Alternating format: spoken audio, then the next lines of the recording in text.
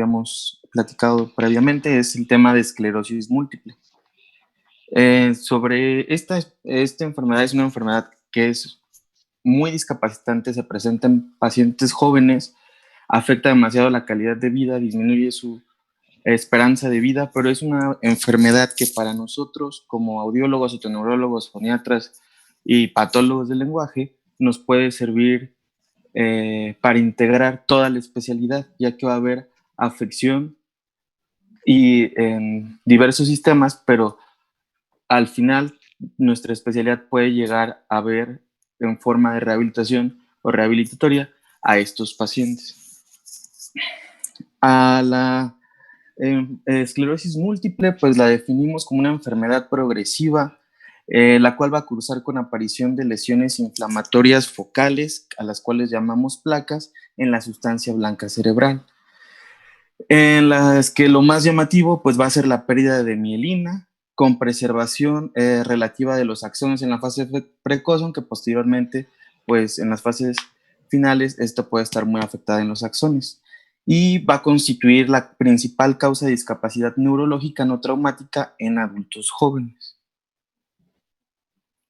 En cuanto a epidemiología, pues el número de personas con esclerosis múltiple en el mundo ha ido en aumento. Se estima que incrementó de 2.1 millones en 2008 a 2.3 millones en 2013. Y pues la prevalencia global del 2008 era de 30 por cada 100,000 habitantes y al 2013 fue de 33 por cada 100,000 habitantes. En México, según las publicaciones de series hospitalarias y poblacionales, tanto del IMSS como del Instituto Nacional de Neurología y Neurocirugía, se indica que la prevalencia puede llegar a ser de 13 casos por cada 100,000 habitantes y la edad de inicio predomina entre los 20 y 40 años de edad. Se han identificado diferentes factores de riesgo, pero pues se sabe que en pacientes que son de población de raza caucásica son las personas más afectadas, así como en cuanto al género, las mujeres se afectan más en una relación 2-1 en comparación a los hombres. Otros factores de riesgo que se han descrito es el tabaquismo, infección por virus Epstein-Barr, y algo muy importante que sí se ha descrito es que, aumenta demasiado el riesgo de esclerosis múltiple es la latitud. Si se encuentran, va a ser más frecuente muy al norte o muy al sur, o sea, muy despegados del Ecuador, así como en lugares donde hay poca o nula exposición a la luz solar, y pues por ende esto nos puede traer bajas concentraciones de vitamina D. Se ha descrito que el tercer trimestre del embarazo puede ser un factor protector. Incluso pacientes que tienen esclerosis múltiple disminuyen las recaídas durante este periodo y la gravedad de estas. Y esto se ha relacionado a un aumento de hasta 20 veces de los niveles de progestágenos y estrógenos en los que se encuentran expuestos las mujeres durante este tercer trimestre. Bueno, aquí viene algo un poquito, pues, que nos tenemos que acordar de la patogenia. Es desconocida actualmente, pero pues como diversas enfermedades parece ser de índole inmunológica. La hipótesis patogénica que más se acepta hoy en día es que es un fruto de la conjunción de una determinada predisposición genética y un factor ambiental. Probablemente podría ser algún virus que originaría alguna alteración en la respuesta inmune de tipo autoinmune. Y esta sería la causante de la inflamación y desmielinización propias que nos lleva a esta enfermedad. Este proceso va a producir una alteración en la conducción saltatoria típica de las vías mielinizadas normales. Esto va a llevar a que se enlentezca la conducción e incluso se bloquee, lo que va a dar lugar a la aparición de los síntomas de la enfermedad. No sé si nosotros recordamos las típicas imágenes que veíamos del nervio mielinizado y cómo había diversas formas de conducción, que incluso hay la forma de conducción saltatoria, en la que hay pedacitos donde hay menos mielina, pero que la conducción es más rápida porque va saltando de una parte de mielina, una parte del nervio más mielinizada a otra. Entonces, cuando la conducción disminuye, se enlentece o de plano ya no hay conducción de esta, es cuando empiezan obviamente todos los síntomas que ahorita vamos a ver. Los síntomas, cuando ya están establecidos de forma permanente, se debe a que hay bloqueos permanentes en la conducción, o sea, es que ese nervio ya no está conduciendo nada. Mientras que síntomas transitorios reflejan que hay un descenso en la velocidad de conducción por debajo del umbral de seguridad. Es necesario que para la patogenia, o para entenderla, que existe, bueno, que saber que existe la presencia de linfocitos T pertenecientes a una población anormal con disregulación inmunológica. Estos linfocitos T autorreactivos reaccionan a sus autoantígenos. Y para que los linfocitos T autorreactivos puedan acceder al sistema nervioso central, requieren la expresión de integrinas. Estas les permiten unirse a moléculas de adhesión en la superficie endotelial para luego degradar la matriz extracelular, el colágeno e incluso la fibronectina con ayuda de enzimas, las cuales conocemos como las metaloproteasas. Estas mismas van a realizar la proteólisis de los componentes de mielina. Una vez ya que entraron las células T al sistema nervioso central, se pueden generar dos tipos de respuesta, TH1 y TH2. Estas van a producir diversas citocinas y diferentes mecanismos efectores.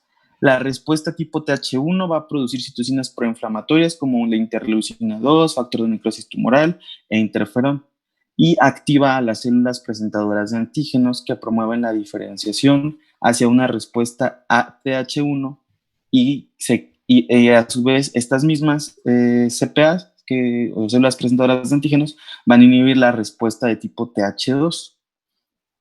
En contraste con la respuesta TH2, esta produciría citocinas antiinflamatorias como interleucina 4, 5, 6, 10, 13 y regula así inmunidad humoral, lo que a su vez reduce la inflamación local y pues inhibe la diferenciación hacia TH1.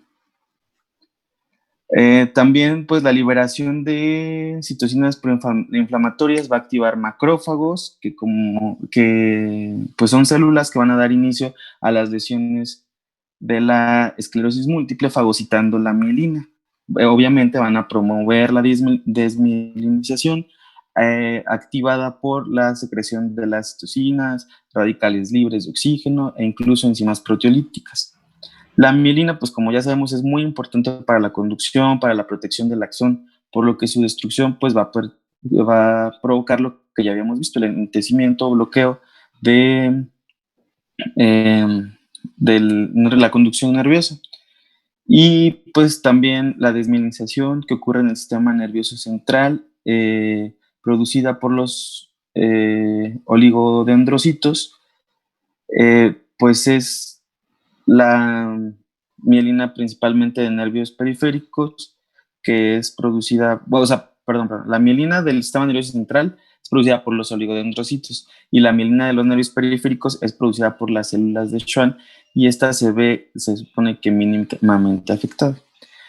También tenemos que recordar que los nervios craneales contienen mielina propia del sistema nervioso central a nivel de sus raíces de entrada, por lo que una placa de desmielinización que afecte esta zona puede producir signos de disfunción nerviosa periférica. ¿Se acuerdan que cuando vimos lo de schwannoma, bueno, en la parte de patogenia también veíamos que el octavo par craneal es un nervio que se encuentra con un diámetro de mielina mayor a los demás nervios craneales, o sea que se encuentra muy mielinizado. Es por eso que el octavo par craneal es muy susceptible a los efectos también de la esclerosis múltiple.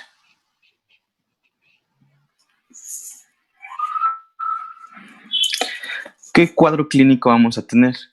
De forma general, las manifestaciones clínicas típicas de la esclerosis va en relación con la localización del foco de desmielinización. Va a incluir desde trastornos sensitivos motores en uno o más miembros o extremidades, que es la forma de presentación de aproximadamente 50% de los pacientes. Algunos tener neuritis óptica, que puede ser hasta el 25% del síntoma inicial. Pueden tener diplopia por oftalmoplegia internuclear, ataxia, vejiga neurogénica, fatiga, disartria, síntomas paroxísticos como la neuralgia del trigémino, aunque estas se presentan en el menos del 10% de pacientes, nistagmus y vértigo. Y rara vez, pero sí se pueden presentar signos corticales como afasia, apraxia, convulsiones e incluso problemas de memoria y demencias. También se pueden presentar síntomas extrapiramidales como corea y rigidez.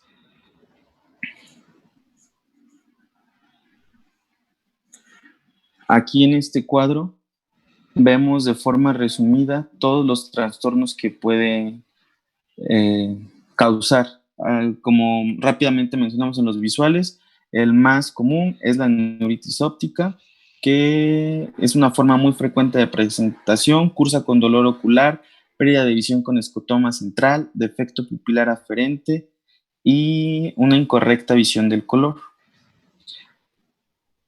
Síntomas motores, pues el déficit motor es muy frecuente, se caracteriza por pérdida de fuerza de uno o más miembros o extremidad, y en la exploración se pueden ver paresias o parálisis francas. Puede haber hiperreflexia muscular profunda e incluso ausencia de reflejos cutáneos abdominales y signo de Babinski positivo. En cuanto a los síntomas sensitivos, las parestesis o miembros del tronco, y pues en los síntomas sensitivos también podemos ver mucho de esto, es las parestesias, sensación de hormigueo, el acolchamiento de uno o más miembros, y esto nos sugiere como afección del haz espinotalámico. En la exploración pues se va a apreciar hipoestesia táctil, térmica y dolorosa, e incluso una disminución de la sensibilidad profunda, posicional y vibratoria. También podemos encontrar el signo de Romberg con frecuencia positiva. En disfunción cerebelosa, los signos y síntomas cerebelosos no son muy frecuentes al inicio, pero sí cuando ya es de larga evolución la enfermedad. Y pues se va a presentar en forma de disartria, incoordinación motora de los miembros e incluso inestabilidad a la marcha. Disfunción del tallo cerebral, pues los síntomas producidos por disfunción del tallo nos van a traer también como alguna disartria, diplopia, disfagia o vértigo, el cual también puede ser una forma de inicio de la enfermedad, el vértigo. Y alteraciones vesicales, intestinales y sexuales, incluso hasta el 70% de los pacientes pueden presentar clínica de disfunción esfinteriana. Existen alteraciones urinarias como vejiga espástica, urgencia miccional, aumento de la frecuencia, incontinencia, vejiga flácida, también disinergia vesical, y aproximadamente el 50% de los pacientes van a presentar alteraciones sexuales como impotencia y dificultad para eyaculación en los varones y anorgasmia en las mujeres. Y en cuanto a la afección cognitiva, puede existir un deterioro neuropsicológico, el cual aparece del 40 al 70% de pacientes, y el patrón de deterioro cognitivo no siempre es uniforme. Entonces, implica principalmente la memoria reciente, la atención mantenida, la afluencia verbal, el razonamiento conceptual y la percepción espacial visual.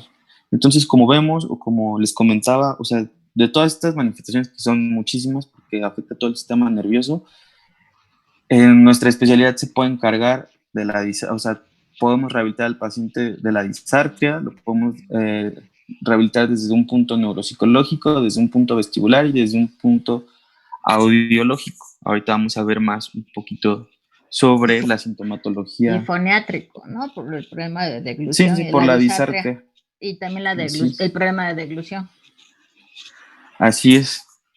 El vértigo puede ser incluso el primer síntoma de esclerosis múltiple que pueden presentar estos pacientes. Esto en un 2 a 10%. Y hasta un 50% de pacientes van a presentar crisis vertiginosas en algún momento de la enfermedad. Este vértigo se atribuye a las lesiones en las vías vestibulares por afección en la raíz de la entrada del octavo par, aunque en la resonancia magnética se encuentren o se lleguen a encontrar discretas lesiones alrededor del tronco encefálico y los pedúnculos cerebelosos. El vértigo se puede manifestar de forma aguda, transitoria, puede ser recurrente, incluso se puede asociar hipoacusia, lo cual va a dificultar su diagnóstico, ya que lo podemos llegar incluso a confundir con un Meniere. Y puede ser principalmente de dos tipos. El tipo 1, que es un vértigo intenso de días de duración, el cual puede ser similar a una neuritis vestibular. Es un vértigo, como decíamos ya, de días de duración. El cuadro puede acompañarse de sudoración, náuseas, o sea, de un cuadro vegetativo, desequilibrio e incluso intolerancia a los movimientos de la cabeza. Y el segundo tipo es el vértigo posicional, el cual dura segundos, se desencadena con movimientos de cabeza o también incluso puede ser como de origen central por una placa desmielinizante que se encuentra cercana al cuarto ventrículo, ya que de esta forma se interrumpen las proyecciones otolíticas que a través del pedúnculo cerebeloso superior conecta el núcleo fastigial del cerebelo con el vestibular. Este vértigo pues se puede presentar en varias ocasiones y cuando es central puede superar las 24 horas. Un episodio de vértigo aislado con apariencia de neuritis vestibular en un paciente joven, sin antecedente vestibular ni neurológico, puede ser la primera manifestación de un proceso desmielinizante. Entonces tenemos que estar muy pendientes de eso. Si nosotros recibimos un paciente entre la tercera y cuarta década de la vida, o sea, los 20, 40 años, incluso en sus primeros 20 o un poquito más abajo de los 20, y te dice que tiene episodios de vértigo, no tiene nada previo, ningún antecedente audiovestibular previo, los antecedentes perinatales están bien, en la familia, bueno, en los heredofamiliares tendríamos que investigar un poquito más, pero pues sí podría ser incluso la primera manifestación de esclerosis múltiple. También los pacientes pueden presentar sensación de inestabilidad, la cual puede ser continua o episódica y recurrente, y puede estar presente también desde el inicio de la enfermedad, y también se va a presentar mucho durante las recaídas o brotes.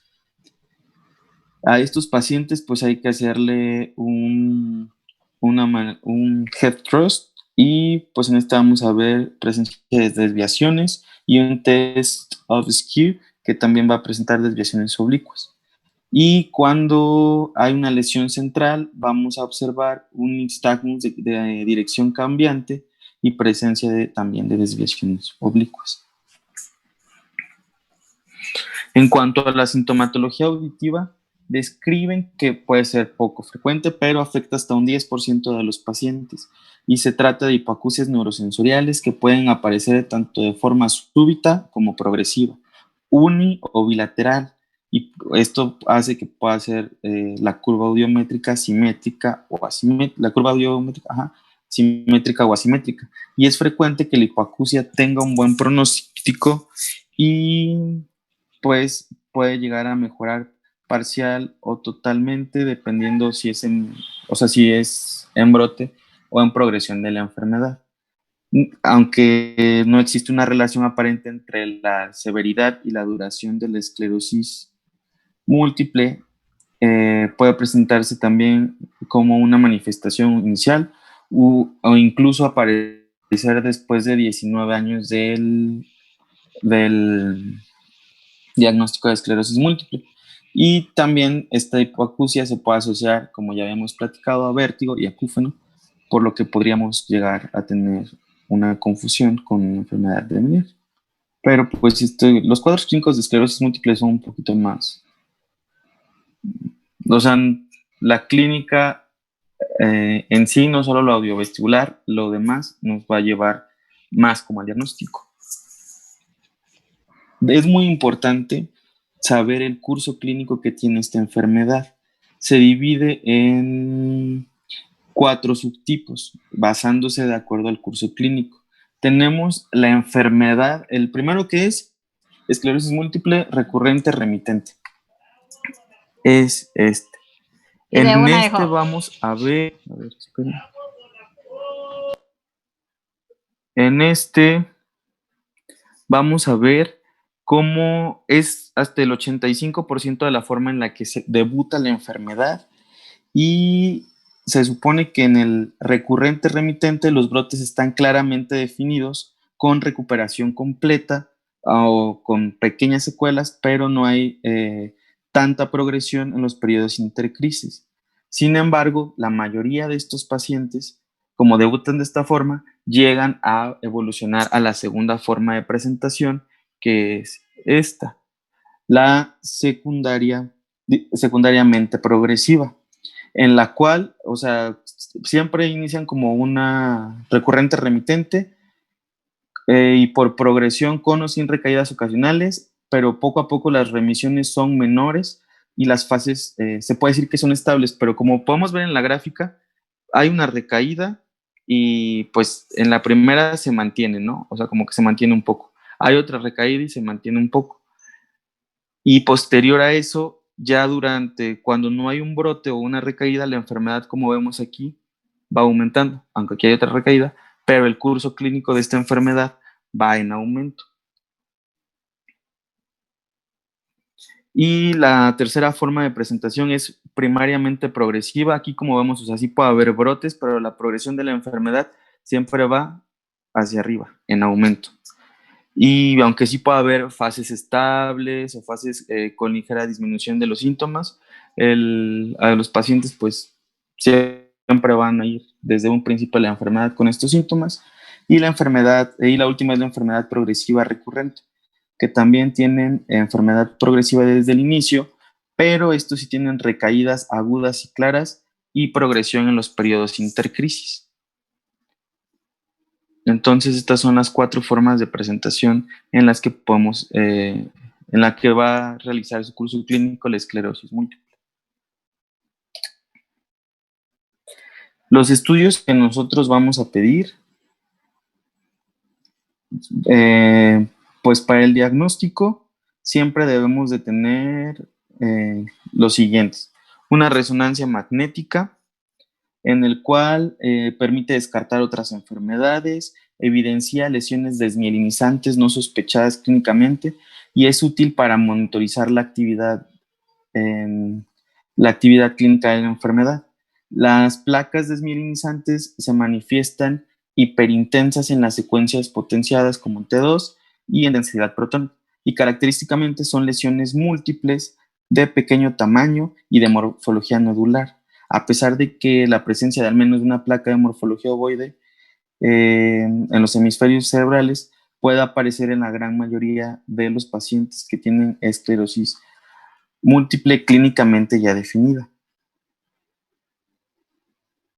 Y pues también es importante saber que mediante la resonancia magnética se puede determinar criterios que nosotros utilizamos para saber si hay diseminación espacial, o sea, presencia de más de una lesión, así como diseminación temporal, cómo avanza en el tiempo.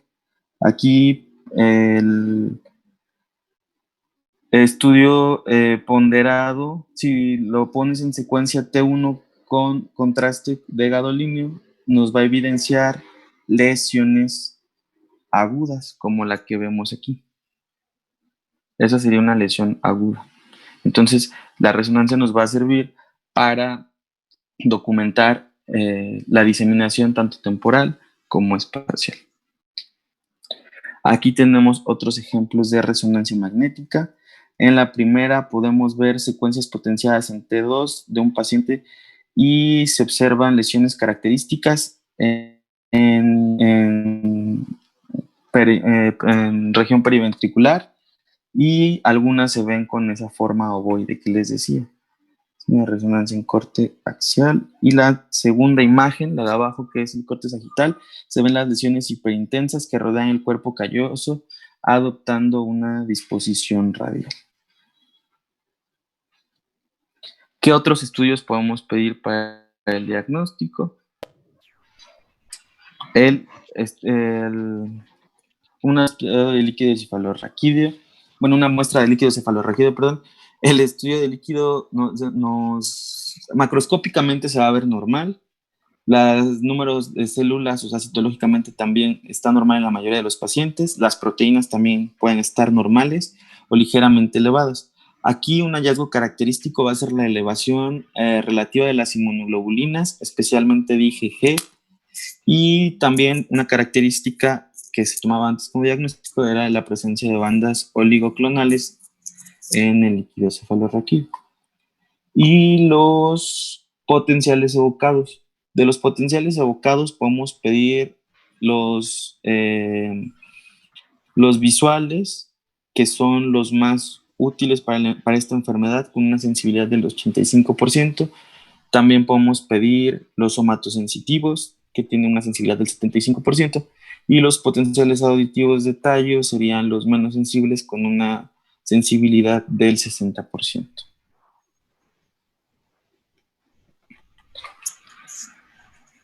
Y ya nosotros dentro de nuestra especialidad le tenemos que hacer toda la batería audio-otoneurológica que generalmente realizamos. En la audiometría, como ya habíamos visto, podemos encontrar una hipoacusia generalmente neurosensorial, la cual el tipo de pérdida va a depender un poco de la localización de la placa desmielinizante. Si es en la raíz de la entrada del nervio, se van a presentar caídas en los tonos agudos, similar como en el schwannoma. Y si es en la hipoacusia en los tonos graves, esto nos puede sugerir que las lesiones puedan estar en el tronco encefálico. Y pues ya sabemos, se trata generalmente se trata en general de una hipoacusia retrococlear. En la impedenciometría podemos encontrar reclutamiento negativo, fagitia auditiva manifestada por el tone decay, la prueba de tone decay, o la alteración, ausencia generalmente del reflejo estapidial. En la videonistagmografía vamos a encontrar, puede ser un nistagmo espontáneo, un nistagmo pendular, que esto ya nos habla de alteración cerebelosa severa y alteración de los movimientos oculares, principalmente pensando en características centrales, ya cuando hay daño en cerebelo. Las pruebas calóricas pueden ser anormales con una aparición unilateral e incluso también se podría llegar a encontrar hiperreflexia calórica debido a una pérdida de la actividad supresora del cerebelo sobre las respuestas calóricas. Entonces, si ya hay al principio de la enfermedad, puede haber una paresia, pero si ya estamos en un momento más avanzado de la enfermedad, donde se está afectando principalmente cerebelo o las vías vestibulocerebelosas o cerebelovestibulares, ya puede haber una hiperreflexia calórica porque no va a haber inhibición de estas vías. Y también se pueden pedir los potenciales miogénicos vestibulares, que se van a encontrar alterados en 1/3 de los pacientes. Un estudio realizado en el 2019 en Jordania reportó que en 60 pacientes con esclerosis múltiple se afectaron los umbrales auditivos en todas las frecuencias registradas. Ellos registraron desde 250 hasta 8 kHz y el resultado de ellos fue que el daño era bilateral y asimétrico en las frecuencias de 0.5, 4 y 8, y unilateral en 250, 1 y 2. Generalmente el grado de pérdida auditiva que ellos encontraron fue una hipoacusia de superficial a media, y no había correlación entre los umbrales auditivos y la duración de la enfermedad en pacientes con esclerosis múltiple. Este es un artículo que se basa únicamente, o que lo publicaron como perfiles audiométricos en pacientes con esclerosis múltiple, que sería un protocolo que en el instituto podría ser viable, ya que tenemos pues un gran número de pacientes. Nada más sería hacer una base con todos los que tienen esclerosis múltiple, hacerle su estudio audiométrico y ya después de ahí analizar estadísticamente pues todas las variables que podríamos encontrar. Y en cuanto a estudios neurofisiológicos, los potenciales de tallo pueden presentar un aumento de las latencias interonda, cambio en la amplitud, faltas de ondas, pobre reproductibilidad, y lo más frecuente es que guardan relación con la morfología de las ondas 3 y 5, solo en el, o sea que se encuentran relativamente conservadas, pero se puede observar a veces la ausencia o retraso de la onda 1, esto siempre que se afecte pues, la parte distal del nervio auditivo. No existe ningún factor que implique un buen pronóstico respecto a la recuperación auditiva, ni siquiera cuando se usen corticosteroides. Y pues esto sería como lo más importante dentro de los estudios neurofisiológicos, como que podríamos encontrar.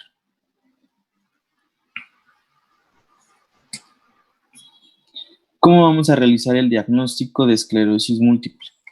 Dado que es una enfermedad inflamatoria, crónica y desmielinizante del sistema nervioso central, se requiere la documentación de los siguientes elementos. Debemos de documentar que existen las placas de desmielinización, que hay diseminación en tiempo, como decíamos, que es el desarrollo y la aparición de nuevas lesiones en el sistema nervioso central a lo largo del tiempo, y diseminación en espacio, desarrollo de lesiones en distintas ubicaciones anatómicas dentro del sistema nervioso central.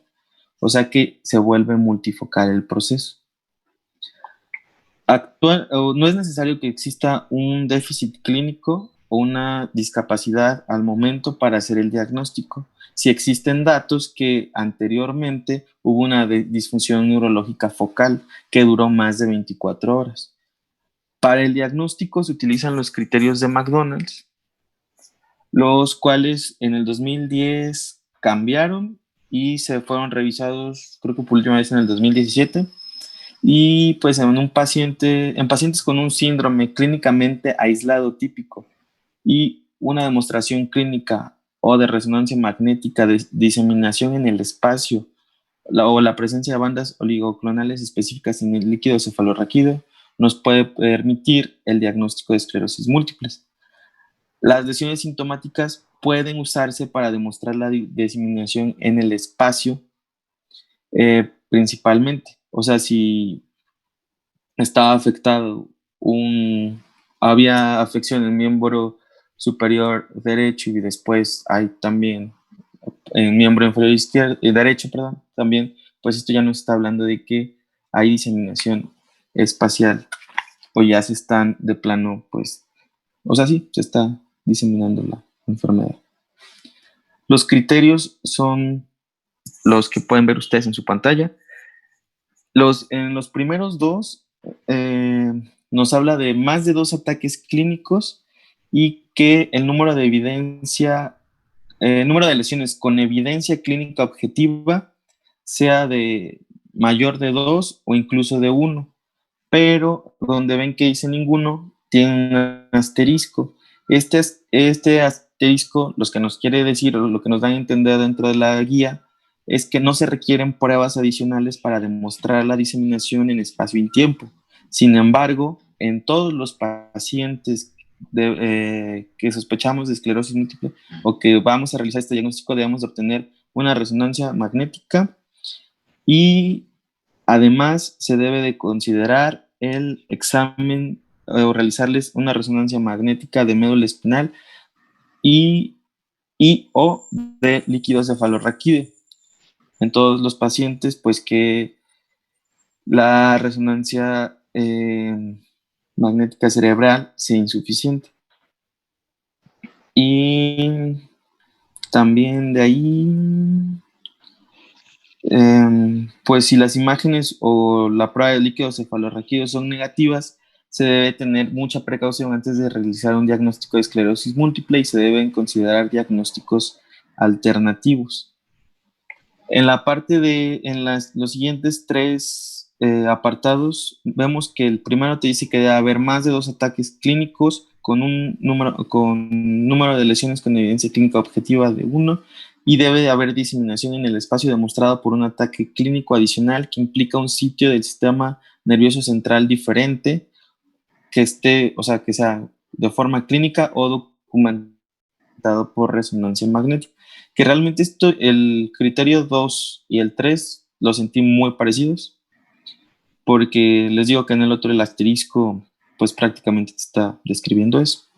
Y cuando solo tienes un ataque clínico, lo que vas a buscar en los datos adicionales va a ser la diseminación en el tiempo o el espacio demostrado por un ataque, ya sea clínico o por resonancia magnética, o incluso ya puedes pedir las bandas oligoclonales específicas del líquido cefalorraquídeo. Y en el de abajo, pues es prácticamente lo mismo, solo que el simbolito ese que tiene, como de párrafo de sangría, nos dice que la presencia de bandas oligoclonales específicas de líquido cefalorraquídeo no va a demostrar diseminación en tiempo por sí, pero que sí puede sustituir el requisito de demostración de esta medida. O sea que podemos tomar el líquido cefalorraquídeo solamente en vez de la resonancia magnética. Que se supone que el gol estándar es la resonancia magnética, ¿no? Y te dice que Así tienes que es. hacer la de columna porque podemos tener, tú le haces la resonancia a pesar de que tiene la sintomatología o el cuadro y no encuentras ninguna lesión a nivel de cerebral.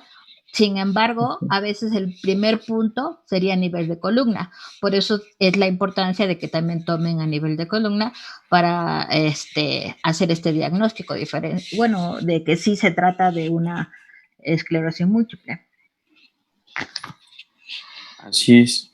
Sí, a veces nada más empieza primero con datos no tantos audiológicos, sino puede empezar con problemas de disartria o algún otro tipo de alteraciones y después va evolucionando. Hay pacientes, la doctora Barradas tenía un pacientito que él empezó con debilidad pues muscular, de repente pues no podían ni ataques que no podían ni caminar, luego empezó así como con disartria, pero después estaba bien, o sea, y siempre se pensó en una esclerosis múltiple, se le mandó a hacer el estudio de resonancia cerebral y pues no se encontró nada, pero el paciente iba empeorando, ¿no? Luego hizo una sordera súbita, empezó a vértigo, o sea, todo iba para esclerosis.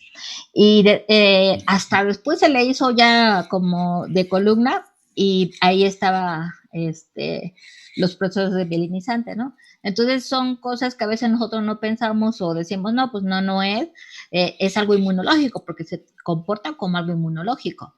Sí, Sí, justamente. entonces sí es muy importante hacer la semiología, los cuadros, ver los ataques, como dices tú, puede tener uno, pasar desapercibido y luego tener otro brote. Entonces necesita uno saber de qué tipo se trata, de qué tipo de esclerosis es, ¿no? Y a partir de ahí, pues empezar con pues, el tratamiento o lo que se tenga que hacer. Y ya, como dice la doctora, una vez que nosotros ya tenemos el diagnóstico, muchas veces, pues, cuando estos pacientes nosotros los tenemos que referir a neurología, obviamente, porque es una enfermedad que debe llevar un manejo multidisciplinario. Ajá. Y en cuanto al tratamiento, vamos a tratar el brote, o hay tratamiento de brote o de modificadores de la historia natural de la enfermedad. Al brote lo vamos a definir como la aparición de síntomas o signos de disfunción neurológica de instauración aguda y con una duración mínima de 24 horas, o bien un deterioro significativo de síntomas neurológicos preexistentes que habían estado estables, ausentes durante al menos 30 días en ausencia de fiebre o infección. Se debe identificar correctamente el brote para poder establecer el diagnóstico de este y poder dar un abordaje terapéutico correcto. Y pues la sintomatología de este es la expresión de una o varias lesiones fruto de un proceso inflamatorio del sistema nervioso. Por ello, el tratamiento está enfocado a controlar el proceso de inflamación. Puede ser con corticosteroides, como lo vemos en la diapositiva, con metilprednisolona intravenosa por 3 a 7 días, o puede ser también con plasmaféresis. Este es el tratamiento que se da en agudo. Y ya como modificador de la enfermedad, como en el resto de enfermedades autoinmunes, pues podemos utilizar aquí de primera línea interferón beta, 1B, 1A, puede ser subcutáneo, intramuscular, acetato de glatirámero y azatioprina, que yo creo que sería el más, como más a la mano. De segunda línea estaría el natalizumab, el fingolimod y la mitoxantrona. Y de tercera línea, pues ciclofosfamida, ciclosporina y metotrexato. O sea, literal, el tratamiento que dan para modificar la enfermedad es de una enfermedad autoinmune, es muy parecida al lupus, artritis reumatoide. Y aunque aquí aparecen de tercera línea estos, como la ciclofosfamida, ciclosporina y el metotrexate, pues serían como los más fáciles de conseguir para nuestra población, porque el interferón, el IMSS lo llega a dar a veces, ¿no, doctora? Creo que sí. Sí lo tiene. Pero, pues, el IMSS, no sé, o sea, si lo quieren comprar, sí es un poquito es caro. Así es. Y en cuanto a la rehabilitación, pues se recomienda que se debe realizar un tratamiento rehabilitador multidisciplinario adecuado al momento evolutivo, ya que esto va a mejorar la calidad de vida del paciente y la funcionalidad en sus actividades de la vida diaria. Como les decía, en cuanto a nuestra especialidad, los pacientes pueden requerir diversas terapias y evaluaciones. Pueden requerir rehabilitación vestibular si presentan inestabilidad y presencia de vértigo frecuente. Se puede dar rehabilitación auditiva si el nivel de pérdida auditiva lo llegara a requerir. Se puede dar evaluación foniátrica. Bueno, se debe dar evaluación foniátrica y también terapia de voz, habla y deglución en caso de la presencia de disartria y disfagia. Y se debe dar una evaluación neuropsicológica, pues si el paciente presenta problemas cognitivos, de memoria, o incluso pues si ya llega con algún tipo de afasia. Aquí lo que me queda pensando mucho, doctora, es que en la rehabilitación auditiva, al haber desmielinización del nervio, ¿qué tan viable es la adaptación? Es un poquito difícil, porque también tienes que ver, aparte, pues a veces le funciona como todo, y si sabes que va a seguir progresando, tendrías que obtener un auxiliar que fuera digital, de amplio, o sea, rango, para poder estar modificándolo. Porque si, como puedes tener varios brotes y la audición pues sí se afectando, entonces el auxiliar va a llegar el momento en que pues o no le funciona para nada o no le sirva, ¿no? Entonces en estos pacientes también es importante a lo mejor lo que es la lectura labiofacial, o sea, mandarlo a terapia de lectura labiofacial, como previniendo el día de mañana que pues el auxiliar pues no le funcionara o llegara a una sordera, restos auditivos o anacusia, ¿no? Ok. Sí, entonces, pues sí, como ven, nosotros ahí entramos en todo. Vestibular, auditivo, foniátrico y patología del lenguaje. O sea, son pacientes muy interesantes. Pero pues ya para terminar vamos a ver cuál es el pronóstico de estos pacientes. La sobrevida de los pacientes en promedio es, más que es el diagnóstico, de 35 años, o sea, 35 años después del inicio de la enfermedad. Y el pico de mortalidad se ubica entre los 55 y 64 años de edad. Durante este transcurso, los pacientes presentan discapacidad física cada vez más grave, pues que les va a impedir la deambulación aproximadamente a los 15 años del inicio de la enfermedad en el 50% de los casos, y pues reduce la esperanza de vida aparentemente, pues como si vemos que llegan hasta los 64, pues unos 7 años aproximadamente, pero pues la calidad de vida de estos pacientes sí es muy, o sea, sí cambia mucho, pero sí es mala. Sí, porque entonces, se van afectando pues muchas... se va afectando todo. Aparte de Había lo un motor. artista, el Dupeiró, que él tiene esclerosis múltiple y se fue viendo cómo se fue deteriorando. Después andaba con su bolsa para orinar y todo eso, porque como dices tú, se va afectando pues todo, ¿no? La calidad de vida pues ya no es igual, ¿no? Y conforme va pasando el tiempo, se van deteriorando cada día más. Así es. Y pues Comportar como una de esto, tena, o sea, como una enfermedad, pues no como un tanto. trastorno del espectro auditivo, El no. auditivo, bueno, es que a pesar de que es una enfermedad autoinmune, pero es desmielinizante, no es el TENA, lo que tiene es que a veces oyes bien y a veces no. Y aquí no, aquí se va deteriorando. O sea, conforme se va afectando el nervio y se va afectando todo, pues la audición se va perdiendo y se va deteriorando pues todo, pero por esa desmilinización que tiene. Entonces, el primer punto que él les dijo que era importante eran los potenciales visuales, porque son los primeros que se afectan, ¿sí? Después los auditivos. Entonces, si tú quieres ver en un paciente que está iniciando, pues le manda los potenciales visuales y luego ya le mandaría los auditivos. En los auditivos puede tener, como dijo Luis Fernando, alteraciones de la onda 3-5, pueden estar, no estar, presentarse, luego no, pero es por la misma desmilinización, ¿no? Y es más que nada aquí sería dependiendo de la etapa en lo que tú lo estés. Ajá, del momento en que se hace el Ajá, estudio. Tal vez si lo haces exacto. durante un brote, el potencial va a estar muy, o sea, la forma de las ondas va a estar muy afectada. Y Ajá, si lo hacemos durante el curso natural de la enfermedad, podría estar tal vez un poquito más conservado. Por eso ajá. es que los potenciales nos llega a bajar un poquito la sensibilidad, pero no es porque un día sí esté oyendo y otro día no, realmente. O sea, es por cosas como usted, es lo que se decía, ¿no? Ajá, No es que el paciente un día sí oye y al otro día no está escuchando como en el TENA. No, es ajá. que es la conducción de la mielina lo que hace que el estudio, que es lo que estamos evaluando, la conducción, no sea tan específico en esos momentos. Uh-huh. Y esta pues no mejora, o sea,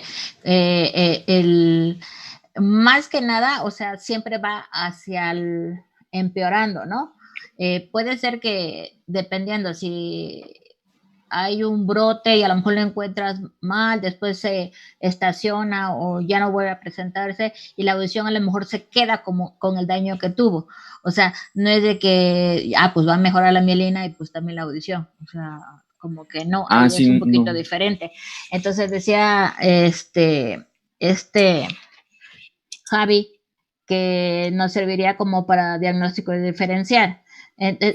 Aquí tienes, yo lo que decía, lo que te haría el diagnóstico sería la resonancia magnética, ¿no? O sea, entre comillas, según es el gol estándar, junto con lo de líquido cefalorraquídeo, ver los, ¿cómo se llama? ¿qué Las dijiste? bandas oligoclonales. Ajá, que serían las que nos darían el diagnóstico si es una esclerosis múltiple o no, ¿no? Y todo el daño y el proceso que se va presentando en estos pacientes. Tenemos pacientes que luego dicen, no, es que le diagnosticaron la esclerosis múltiple, pero se mejoró y ya está bien, ¿no? O sea, pues depende, ¿no? Del tipo, o sea, en cuál se quedó y de cuál Uh-huh. es, y el tratamiento, pues que llevan su tratamiento y mejoran bastante. ¿Cuál de Hay estas incluso cuatro? clínicas, ¿no? Uh-huh. Hay clínicas para esclerosis múltiple. Esclerosis múltiple. Uh-huh. Y ahí no sabes si hay algún audiólogo, neurólogo, foniatra trabajando en esas. Porque creo que hay en del IMSS hay una grande, ¿no? Sí, aquí. Nosotros aquí en el instituto, bueno, yo no he visto, así que me he enterado que tienen, no. Y Nora decía que se manda a terapia ocupacional. Por lo general, mandas a este paciente pues a terapia física, a terapia, pues si De requiere todo. de voz y habla, pues lo mandas. Si requiere terapia vestibular, pues lo mandarías a terapia vestibular. Aquí a lo mejor tendríamos problemas en el sentido de que si el paciente está ya en silla de ruedas, pues qué tanto le podríamos ayudar en la terapia de rehabilitación, en que hoy en día con lo que están haciendo ahí en rehabilitación, pues yo creo que sí se le puede apoyar, ¿no? Y para su tratamiento y todo. Así es. ¿Alguien tiene alguna duda ¿Alguna más de esto? comentario o que quieran aportar algo o que hayan encontrado algo? Porque esta enfermedad, como vemos, es muy de medicina interna. Sí salen demasiados artículos de esclerosis múltiple, se estudian mucho a los pacientes, pero pues el pronóstico no ha mejorado mucho. Y lo que sí vemos, lo que es muy importante tener en cuenta es el curso clínico de la enfermedad en el momento en el que la encontremos. Aunque la mayoría va a empezar con un curso clínico que tiene el brote y después recupera prácticamente normal y tiene otro brote y recupera prácticamente normal, después evoluciona la secundariamente progresiva. Entonces tiene su brote y ya no se recupera al 100. Tiene su brote y, no, y menos se recupera al 100. Entonces la discapacidad va aumentando demasiado. Sí, y más que nada es que aquí cuando vamos a suponer que dice tú llega a recuperar, o sea, el brote que tienen es como hormigueo, dolores musculares, tienen algún otro, o de repente tienen como disartria, pero se mejoran. Y aparte, si tú no estás pensando, si nada más dices, ay, es algo inmunológico, no desmielinizante, sino inmunológico, das corticosteroides, que es una de las etapas agudas que puedes dar y puede a lo mejor como disque frenar y mejorar, ¿no? Y entonces Sí. ya no regresan porque ya se sienten bien o ya están bien, pero no se le hizo el diagnóstico, sino se trató como Así algo es. inmunológico. Entonces puede pasar el tiempo y le vuelve a dar, ay, sí, yo hace 8 años tuve algo igual y otra vez y sí, ¿no? Entonces yo creo que eso es lo que a veces tiene, de que cuando ya te le dan el tratamiento, tú te sientes bien y ya no vuelves a presentar ningún síntoma, pues ya no sigues estudiándote. Entonces, pues de ahí ya haces el diagnóstico un poquito más tarde, cuando ya tienes otras afecciones. Sí, y lo que me llamaba mucho la atención es lo que o lo que leí del vértigo, ¿no? Que puede ser una forma de presentación inicial, aunque es una muy baja de un 12 a un 10%, pero Lo puedes pues confundir con Menier, ¿no? los puedes confundir con Menier o decir, pues tiene 22 años, no, ¿qué vas a tener vértigo si tu audición está bien o esto o el otro? Y podría ser un indicio de que uno de los primeros síntomas. Ya te Sí, esperarías hasta que empiecen con las parestesias o que ya de plano exacto, sí. no pueden mover algún miembro. Por eso es importante luego preguntar, ¿no? Alguna sintomatología, hormigueo, o sea, todo eso, porque que a veces también nosotros no vamos a los extremos. Yo así tengo un paciente que empezó, que tenía hormigueo y todo estaba bien, nada más tenía el zumbido. Pues yo, ay, no, pues sí, tiene hormigueo y es, no, hombre, lo mandé ahí a todos lados. Y bueno, él era carnicero y entonces decía el doctor que lo más seguro es que como pues en los refrigeradores hay cosas frías y cargaba y todo, eso le pudo haber dado todas las parestesias y todo lo que tenía, le dieron tratamiento y mejoró. De todo modo, conmigo continúa, va una vez al año, o sea, no lo puedo correr porque también, como tú dijiste, puede tener otro brote y, ¿no? Y a ver, y yo ya lo corrí. Pero sí, es darle seguimiento. Ni Y pues modo, sí, si compromete la deglución, pues también tenemos que estarlos pues tratando. viendo. Uh-huh. Sí, así es. Así es. Muy bien. Bueno, si no tiene ningún otro comentario o preguntas, mañana nos Doctora. vemos.